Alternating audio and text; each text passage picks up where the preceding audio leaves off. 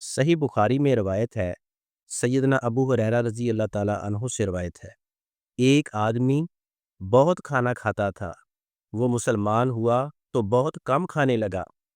اس بات کا ذکر نبی صلی اللہ علیہ وسلم سے کیا گیا تو آپ نے فرمایا، بلا شبہ مومن ایک آنت میں کھاتا ہے اور کافر 7 آنتوں میں کھاتا ہے۔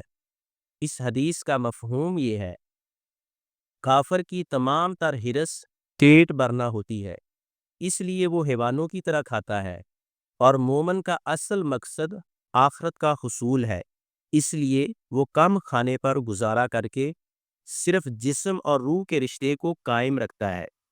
کم کھانا ایمان کی اعلیٰ خصلت ہے اور زیادہ کھانے کی حرص کفر کی عادت ہے۔ علامہ قرطبی رحمہ اللہ نے لکھا ہے کہ 7 آنتوں سے مراد 7 صفات ہیں جو کافر میں پائی جاتی ہیں۔ وہ طبی خواہش، شہوت نفس، آنکھ کی شہوت، منہ کی شہوت، کان کی خواہش، ناک کی چاہت اور بھوک کی خواہش ہے۔ بھوک کی خواہش ضروری ہے جس میں مومن کھاتا ہے اور کافر سب میں کھاتا ہے۔